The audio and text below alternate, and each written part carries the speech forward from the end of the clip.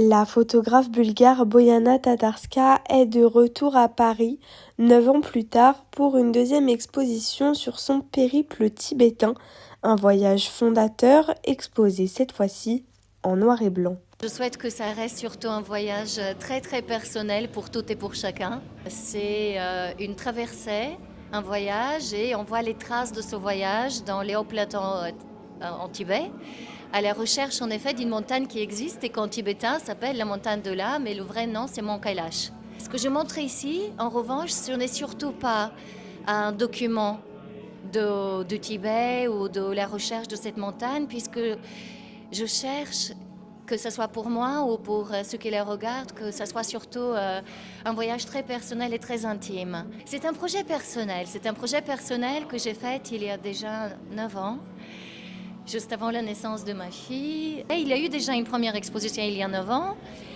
L'édit est légèrement différent, les choix étaient légèrement différents, et ce qui est curieux de savoir, c'est comment en 9 ans, moi-même je revisite ces lieux, moi-même je continue à monter ma montagne personnelle. Je vais retourner demander à mon psychanalyste pourquoi, mais la montagne a toujours été quelque chose de très important et très personnel pour moi. Je pense que c'est aussi tout simplement un symbole des auteurs.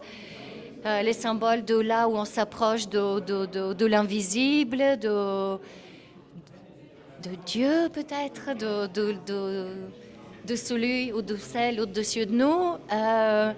Et parce que c'est dur, et parce que je pense qu'il y a quelque chose, c'est une certaine allégorie de la vie aussi. C'est-à-dire que la vie et la montagne, c'est toujours... la montée est difficile, mais il faut la monter, et il y a quelque chose dans ça. Tandis que dans l'eau, peut-être les choses sont un tout petit peu plus fluides et plus berçantes.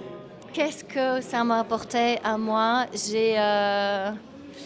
Écoutez, c'est une anecdote. Donc cette montagne de l'âme existe réellement.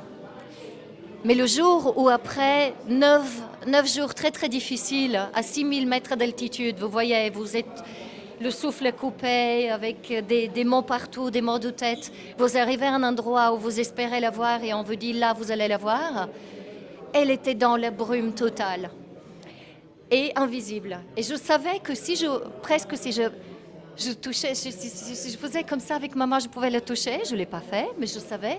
Et donc, il fallait que je trouve ma foi.